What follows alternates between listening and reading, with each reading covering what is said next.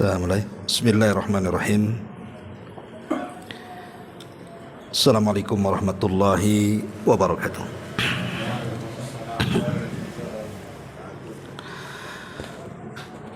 Bihamdillah wassalatu wassalamu ala rasulillah wa ala alihi wa sahbihi wa mawalah wa la hawla wa la quwata illa billahi wa ba'du. Alhamdulillah, segala puja dan puji hanya milik Allah subhanahu wa ta'ala. Salawat dan juga salam kita hadiahkan kepada Rasul kita Nabi besar Muhammad sallallahu alaihi wa ala alihi wasallam. Pembahasan di malam hari ini kita akan membahas tentang 3 perkara puncak daripada was-was syaitan. Jadi 3 perkara ini bicara tentang sumber kenapa orang bisa ada was-was dalam hatinya. Sebelum kita menjelaskan 3 sumber utama kenapa ada seseorang itu yang selalu dalam hatinya ada was-was, karena was-was ini bahaya, bisa mengantarkan kepada kekufuran. Ada sebuah hadis, saya baca dulu hadisnya baru kita jelaskan. Hadis ini dari sahabat Sabrah ibn Abi Faqih. Dia mengatakan, sami'tu Rasulullah sallallahu alaihi wasallam yaqul, aku mendengar Nabi sallallahu alaihi wasallam bersabda, inna syaitana qa'ada libni adama bi'atrukihi, sesungguhnya setan duduk untuk menghalang-halangi anak-anak Adam itu dari berbagai macam cara. Faqa'ada lahu bi tariqil Islam faqala tuslimu wa tadharu dinaka wa dina abaika wa abai abaika.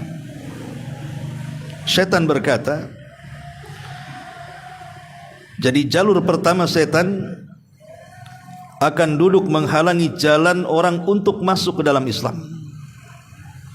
Jadi kalau ada mu'allaf, mungkin dia dari Nasrani atau dari Yahudi atau dari Hindu atau dari Buddha atau dari Konghucu atau agama-agama yang lainnya yang hendak masuk Islam, maka setan akan berusaha menghalang-halangi dia untuk masuk Islam. Kemudian memberikan was-was, apakah kamu masuk ke dalam Islam dan kamu tinggalkan agamamu dan agama bapakmu atau agama nenek moyang?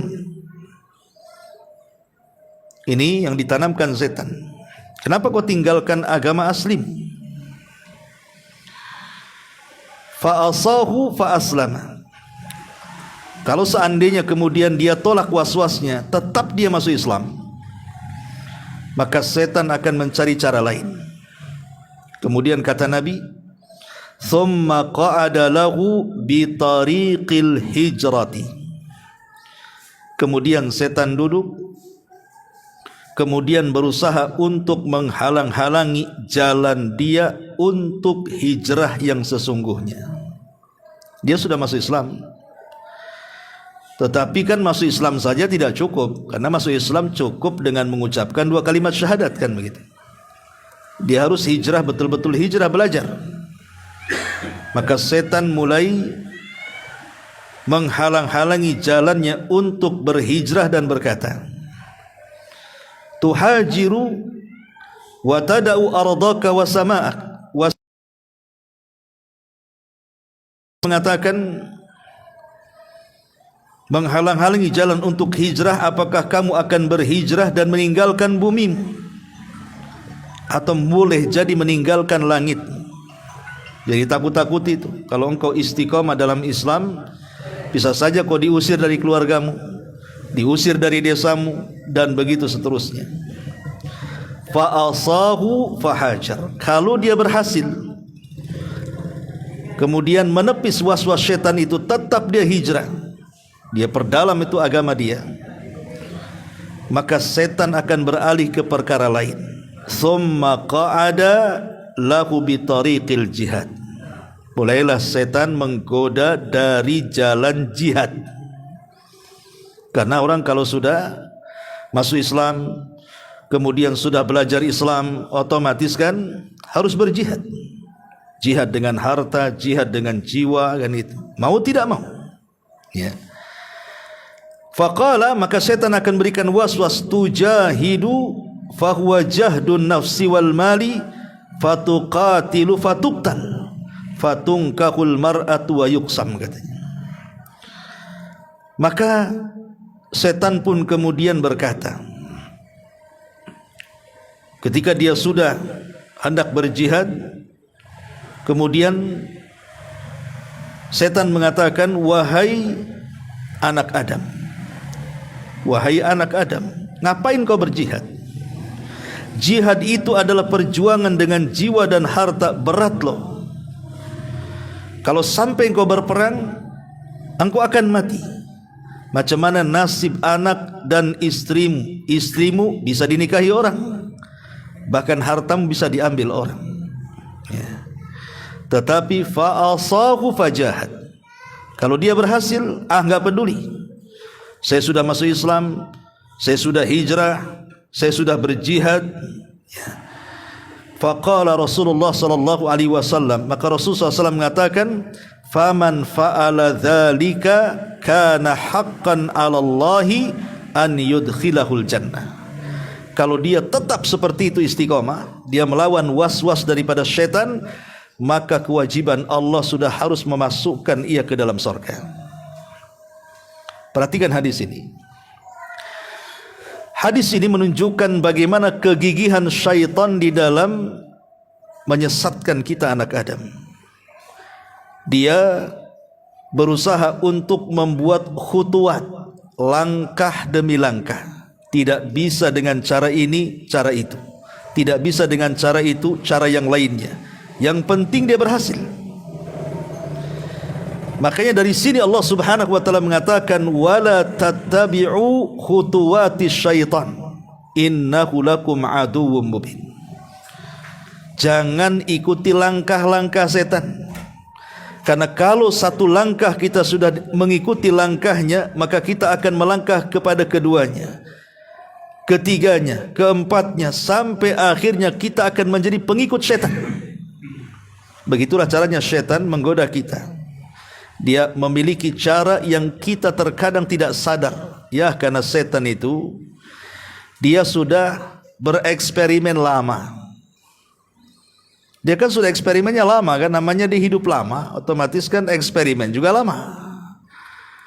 Dia sudah pernah menggoda banyak macam-macam otak, banyak macam-macam kecerdasan, ketangkasan, ya, sehingga dia tahu caranya tuh. Pengalamannya sudah banyak, itu maksudnya. Sehebat-hebatnya manusia berpengalaman berapa tahun lah. Tapi setan kan terus-terusan dia, pengalamannya banyak. Maka dia tahu cara menyesatkan Bani Adam ini. Lah, cara yang paling jitu adalah dengan memberikan was-was.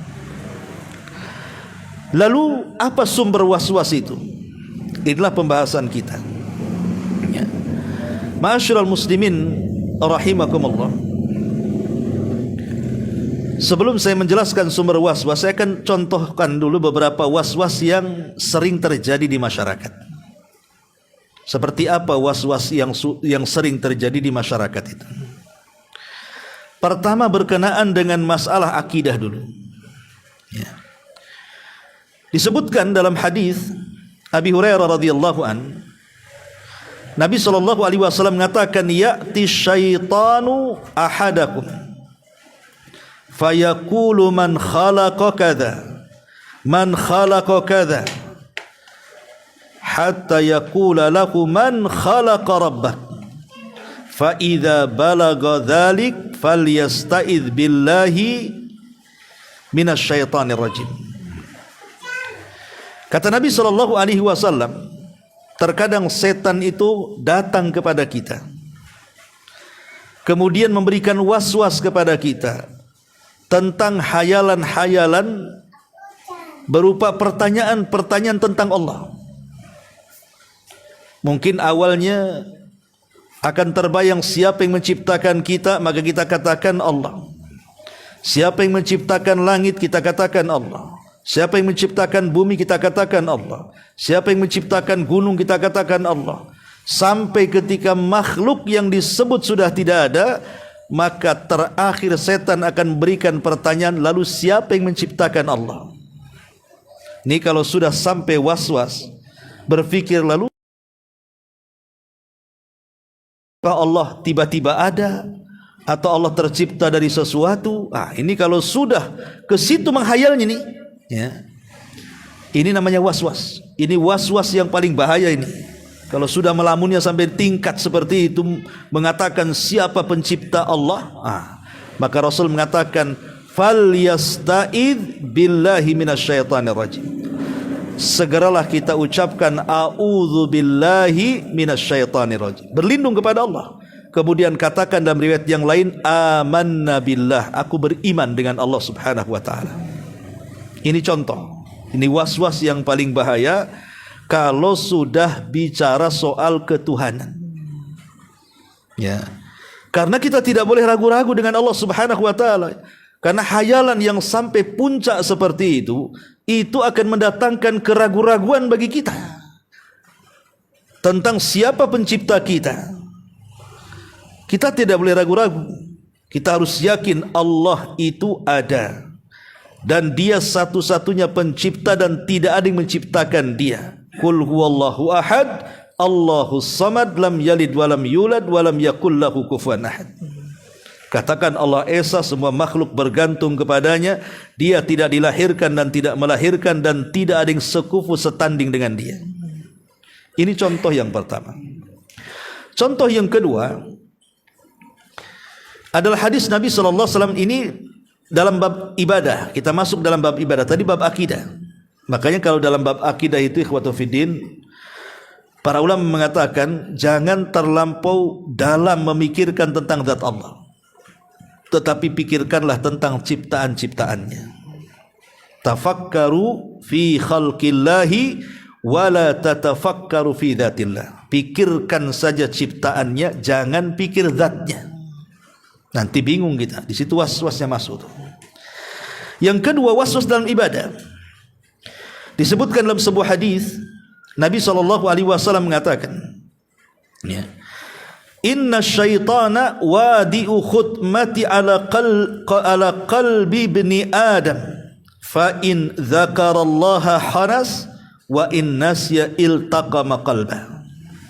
Setan itu akan menempatkan moncongnya di dalam hati anak Adam. Jika ia berzikir mengingat Allah, maka lupa untuk berzikir kepada Allah, maka setan akan mencaplok hatinya. Disitulah akan ditimbulkan was-was dalam ibadahnya. Maka satu hari ada seorang sahabat namanya Utsman ibn Abil As radhiyallahu an. Itu mengadu kepada Nabi SAW. Dia mengatakan, ya Rasulullah, inna syaitan labisa alayya salati. Rasul, satu hari setan itu pernah berusaha mengganggu solatku. Ya. Maka Rasul mengatakan, dzaka syaitan yuqalu lahu hinzab. Kata Rasul, yang setan datang kepadamu itu namanya setan hinzab, kata Rasul, atau hinzib, ya. Fa idza ahsasta bidzalik fata'awad billahi minasyaitonir rajim thalathan. Kalau engkau merasakan si hinzab, si setan namanya hinzab itu mulai menggoda salatmu, umpamanya nampaklah badannya khusyuk kayak tiang, tapi oleh setan hinzab ini pikiran kita dibawa terbang. Badan kita di masjid, otak kita di rumah. Badan kita di masjid, otak kita di pasar. Badan kita di masjid, otak kita di jalan. Itu namanya khusyu'un nifaq namanya. Itu setan hinzib itu berusaha untuk mencuri kehusyuan kita. Dibuatnya kita tengok-tengok dalam solat. Makanya kenapa kita disuruh untuk mengambil saf pertama itu, supaya kita terhindar daripada was-was, ikhwan. Karena kalau saf pertama pandangan kita paling tinggi ke tembok. Tapi kalau sudah saf kedua itu macam-macam pandangannya itu. Tengok kaos partai di depannya. Kan itu ya. Oh, baru tahu ini si anu ini partai anu, itu dalam sholat tuh. Ya. Nanti nengok orang pakai kaos tahu-tahu bolong, mikir orang ini kenapa bolong kaosnya? Apa nggak punya kaos dia? Itu kalau sudah di saf kedua, ketiga, keempat, banyak tuh pandangan tuh. Makanya kenapa Nabi SAW menjelaskan tentang keutamaan saf pertama, karena gangguannya sedikit kan. Kalau sudah saf kedua itu macam-macam gangguannya.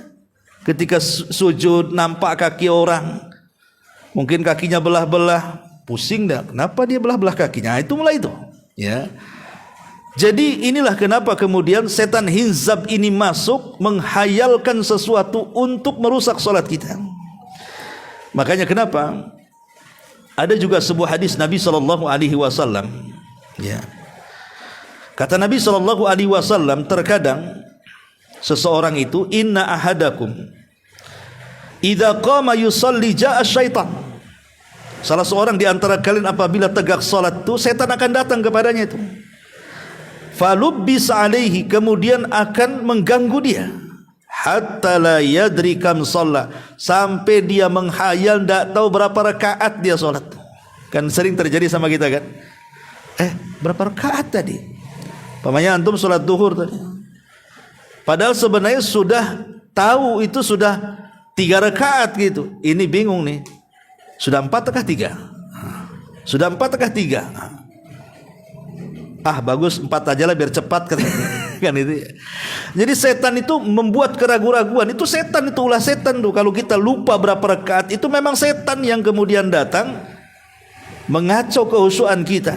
Maka kata Rasulullah, fa idza wajada dzalika ahadukum falyasjud sajdataini wa huwa jalisun. Kalau datang seperti itu, maka ada syariat yang disebut dengan sujud sahwi namanya.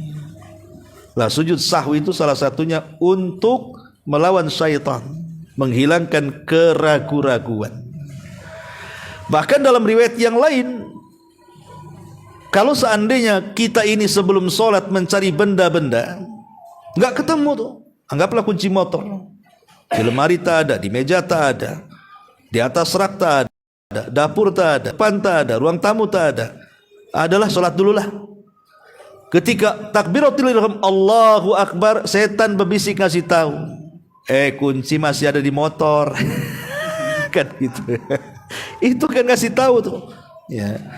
Jadi memang begitu setan itu berusaha untuk mencuri kehusuan kita. Makanya ketika Nabi ditanya soal iltifat fis salati, soal orang yang nengok-nengok dalam salat itu, kata tengok sana, tengok sini, tengok cicak kawin, tengok apa gitu ya. Maka Rasul mengatakan huwa ikhtilas min ikhtilasi syaitan. Itu adalah curian yang setan sedang mencuri kita. Apa yang dicuri setan? Uang? Bukan. Dia mencuri khusyuk kita. Khusyuk kita yang dicuri dia. Karena khusyuk itu rukun masalahnya, ikhwan. Dia memang ingin batalkan solat kita dengan cara dibuatnya kita tidak khusyuk dan tumakninah. Nah ini sering terjadi. Ini was-was yang seperti ini kan bahaya, ikhwan. Karena bisa bermasalah dengan ibadah kita. Ini contoh yang kedua. Contoh yang ketiga, ya, adalah al-waswas fit taharah. Was-was dalam masalah taharah, ikhwan. Dalam masalah wudu. Situ pernah ada ikhwan juga udah ngaji. Dia tanya, Ustaz, saya ini kalau wudu ini kayaknya nggak sah gitu. Jadi sudah wudu 2 kali itu dianggap sah, wudu lagi. Nanti sebentar-sebentar was-was lagi, wudu lagi, habislah itu air 1 jolang itu kan. Kalau begitu kan. Jadi ada orang yang menghabiskan air hanya wudu karena was-was. Was-was itu. Lah was-was ini dari setan, ikhwan. Termasuk juga akhirnya ketika wudunya was-was masuk ke sholat, takbir itu tak jadi-jadi. Pernah tuh melihat orang takbir tak jadi-jadi? Allahu Akbar. Balik lagi, Allahu Akbar. Balik lagi, tah berapa kali? Baru Allah. Baru mantap kan gitu ya. Kenapa mesti seperti itu coba? Ya. Itu semua was-was ikhwan. Ikhwan, itu was-was syaitan namanya. Berawal dari was-was taharah berwudu tadi, akhirnya ke sholat juga masuk tuh. Memang setan itu berusaha mengganggu ibadah kita, dan bukan hanya setakat akidah ibadah, sampai ke muamalah, sampai masuk pada pernikahan. Kadang-kadang suami diragu-ragukan apakah dia sudah mencerai istrinya atau tidak. Masuk tuh di situ. Apakah saya sudah menceraikan istri saya atau tidak? Makanya kata para ulama, kalau ada was-was seperti itu, apakah saya sudah menceraikan istri atau tidak, maka lihat hukum asalnya. Hukum asal kita menikah dengan sah. Ketika ada was-was seperti itu, apakah saya sudah menceraikan istri saya, karena ragu-ragu kan, maka tetapkan hukum asalnya, Anda sudah nikah. Tinggalkan was-was itu. Kecuali Anda belum nikah, terpikir saya sudah menceraikan istri saya, nikah pun belum. Nah, itu lain beda. Gimana kalau ngomong gitu kan? Tengok perempuan, itu istri saya bukan. Nikah aja belum dia bilang istri saya kan gitu ya. Ya, kalau seandainya sudah nikah, nah itu kita kembalikan hukum asal supaya hilang tuh keraguan-raguan tadi. Karena ragu-ragu itu datang dari setan.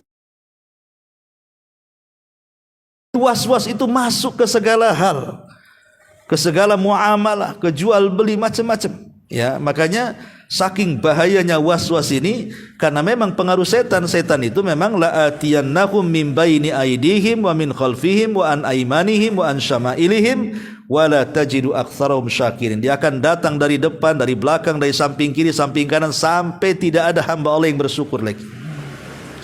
Lalu apa penyebab was-was ini? Ulama mengatakan puncaknya di 3. Kenapa kita bisa was-was itu?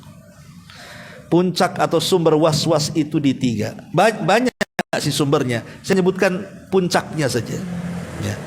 Pertama, was-was itu terjadi karena kejahilan. Jahil, terutama dalam bab akidah, terutama dalam bab ibadah. Ya. Jahil inilah yang menjadikan ibadah seorang itu selalu dihinggapi was-was. Sebab kalau dia belajar, kemudian punya ilmu pengetahuan agama yang dalam, nggak akan ada was-was lagi. Dia tahu hukumnya. Ya. Begitu juga kalau orang kemudian diganggu oleh setan tentang akidahnya, dia sudah punya ilmu tentang akidah yang kuat, setan tidak akan berhasil menggoda dia karena dia punya ilmu. Maka puncak kenapa terjadi itu biasanya terjadi kepada orang jahil, orang yang nggak mau hadir di majelis ilmu. Biasanya karena kejahilannya tumbuh was-was tadi. Ini yang pertama. Yang kedua, iman kita bertambah timbul was-was. Kok bisa? Harusnya iman bertambah, was-was hilang kan gitu. Ini tidak, tambah iman, was-was datang malah. Ya, contoh umpamanya, ada orang yang dulunya ya jahiliyah lah mungkin bahasanya. Kemudian dia mulai hijrah, mulai meninggalkan cara-cara hidup lamanya, kemudian berganti kepada cara hidup barunya, lebih islami, lebih religi lagi, ya, solatnya makin rajin dan begitu seterusnya. Kemudian Allah Subhanahu wa taala uji ekonominya. Di sini setan datang, ya kan? Berpikir aneh, habis hijrah kok bisnis saya sepi, mulai, ya kan? Mulai kan ada gitu ya. Ya. Kok aneh, dulu perasaan sebelum hijrah masih jahiliyah, cari uang tuh kok enak kali, banyak relasi, banyak ini, kok sudah hijrah kok kayaknya dipersempit semuanya ini. Itu was-was namanya tuh. Ya. Setan akan datang tuh, dan itu pernah banyak ikhwan-ikhwan yang curhat kepada saya seperti itu. Ustaz, dulu waktu saya jahiliyah itu nyari uang gampang kali gitu. Ini udah ngaji kok kayak sulit kali cari uang tuh, kayak sana buntu sini buntu. Ini was-was setan ini. Dan ini pernah juga terjadi di kalangan para sahabat masalahnya. Para sahabat datang kepada Nabi SAW, sebagian mereka mengatakan, saya ingin bunuh diri, saya ingin begini. Itu kata Rasul, was-was. Tapi itu sebuah kebaikan. Itulah nilai bahwa hijrahmu benar, kata Rasul. Jadi kalau ada was-was seperti itu, justru menunjukkan bahwa hijrah kita benar. Kenapa demikian? Karena kalau tidak benar, ngapain setan datang ngasih was-was? Supaya kita balik lagi ke zaman jahiliyah. Kan logikanya seperti itu kan. Ketika hijrah kita benar, setan tak mau kita hijrah benar. Setan tak mau kita lurus-lurus. Makanya dia datang berikan was-was supaya balik lagi ke jahiliyah dia. Nah ini makanya ikhwatu fillah muliakan Allah Azza wa Jal, pertahankan kalau ada was-was seperti ini alamat kebaikan bagi kita. Ini bukan alamat buruk. Sebab kalau dia tidak mampu mempertahankan, maka dia akan kembali nanti itu. Kalau begitu saya nggak hijrah lagi. Kan banyak tuh. Ada artis yang sudah hijrah, sekarang kemudian main TikTok kayak orang gila tuh. Siapa itu? Naudzubillah kan gitu ya. Kan sudah terjadi itu kan. Udah hijrah bagus-bagus, istrinya juga bagus-bagus, pakai cadar, pakai ini kan, jual buku agama, akhirnya ekonomi terpuruk, disalahkan hijrahnya, balik lagi jadi setan. Nah ini justru sebenarnya was-was seperti itu positif itu. Pertahankan itu. Itu ujian dari Allah Subhanahu wa taala. Ini sumber yang kedua, ya. Lah sumber yang ketiga adalah berkawan dengan orang-orang yang suka was-was. Berkawan dengan orang-orang yang suka was-was. Boleh jadi mungkin salah cari guru. Ya, salah cari guru, mungkin dia belajar gurunya salah. Gurunya pula was-wasan, ya muridnya lebih was-was lagi. Gurunya was-was, muridnya lebih was-was lagi kan. Makanya hati-hati cari guru, hati-hati cari kawan, karena istilah orang Arab itu as-sahibus sahib. Namanya kawan itu pasti akan menarik kita. Makanya Rasul mengatakan al-mar'u ala dini khalili. Seseorang itu digantungkan agamanya dengan kawannya. Lihat, yang ngomong ini Nabi. Jadi agama kita loh digantung dengan kawan. Ya. Kalau kita berkawan dengan kawan yang agamanya baik, berarti agama kita ikut baik.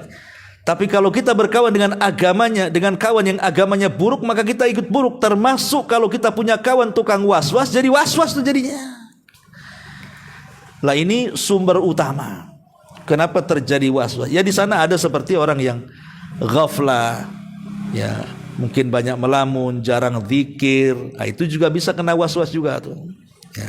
Tapi yang jelas bahwa itulah puncak daripada was-was. Sekarang bagaimana cara mengobatinya?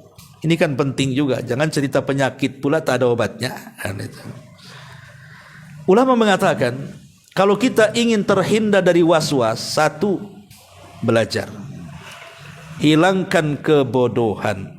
Karena bodoh itu penyebab was-was yang paling besar. Belajar, hadir di kajian, hadir di majelis ilmu, belajar kepada guru yang benar. Insya Allah dengan terus-menerus belajar, kemudian ilmu semakin bertambah, maka kita bisa mengatasi was-was. Ini yang pertama. Yang kedua, karena was-was itu dari setan, maka banyak-banyaklah ta'awudz, berlindung kepada Allah Azza wa Jal. Dan itu diisyaratkan dalam Quran. Bukan diisyaratkan lagi, memang diperintahkan dalam Quran. Qul a'udzu birabbin nas. Qul a'udzu birabbin nas. Ya. Kemudian salah satu kalimatnya apa? Min waswasil khannas, kan gitu. Alladzi waswis. Di sini Allah mengatakan kita disuruh berlindung kepada Rabbnya manusia, Malikin nas, Ilahin nas. Nah, kemudian dari apa? Dari waswas si khannas tadi. Khannas itu setan artinya. Yang tersembunyi, itu maksudnya setan. Jadi memang Allah perintahkan dalam Qul a'udzu birabbin nas itu supaya kita berlindung dari waswasnya si khannas, si setan tadi yang selalu memberikan waswas dalam hati manusia tuh. Maka kalau kita ingin terhindar dari was-was, setiap datang was-was, a'udzubillahi minasyaitonir rajim. A'udzubillahi minasyaitonir rajim. Maka ini yang kedua. Teruslah beristiazah kepada Allah Subhanahu wa taala. Kemudian yang ketiga, karena was-was dari setan, maka sering-seringlah membaca surah Al-Baqarah dalam rumah kita.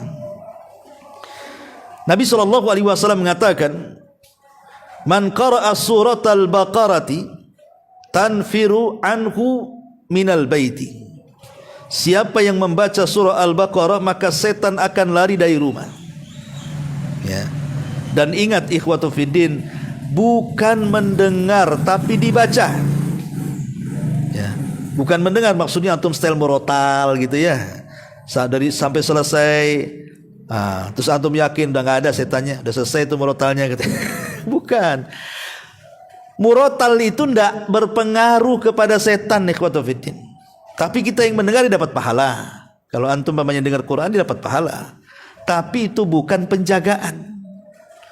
Karena penjagaan itu harus dibaca. Kita yang baca diniatkan kepada kita. Karena harus ada niat. Innamal a'malu binniyat. Amal itu kan ditentukan niatnya. Ketika kita baca Al-Baqarah, kita ada niat bahwa bacaan Al-Baqarah saya ini untuk mengusir setan.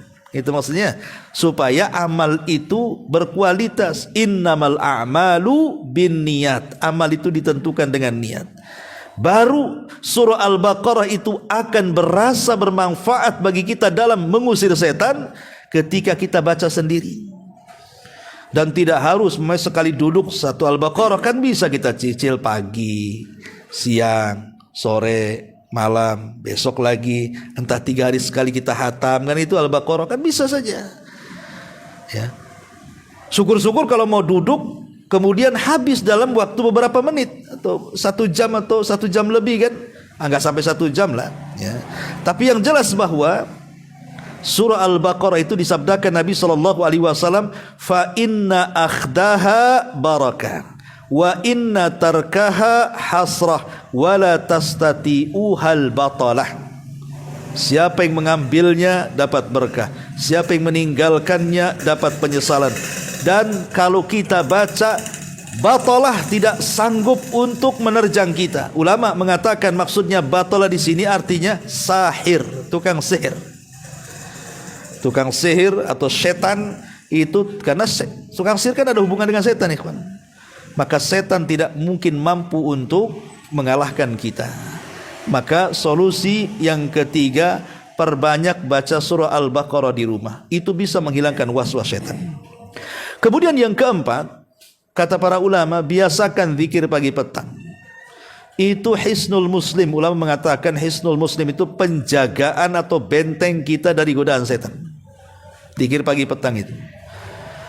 Zikir pagi petang itu tidak banyak loh ikhwan. Antum duduk tidak sampai berapa menit selesai. Ya. Tapi kenapa kemudian ada orang masih malas untuk baca zikir pagi petang?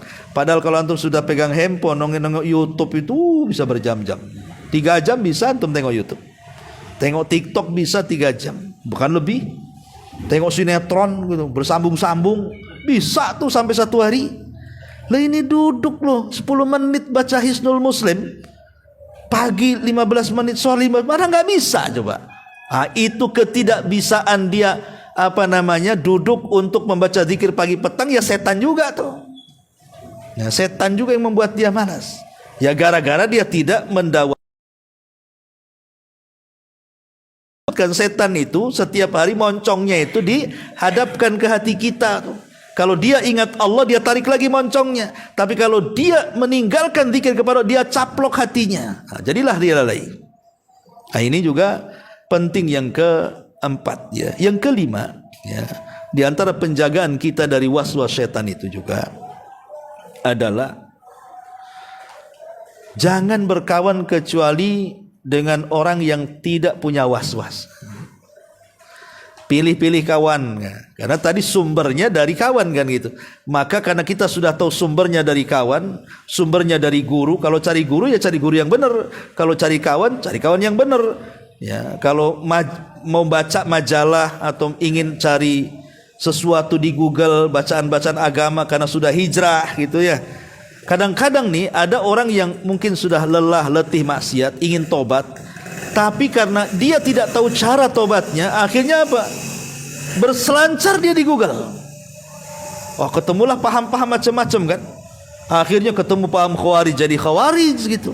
Ketemu paham Syiah jadi Syiah jadinya. Itu kan bahaya ikhwan. Ya. Makanya cari kawan di dunia medsos pun harus baik gitu, jangan asal-asalan.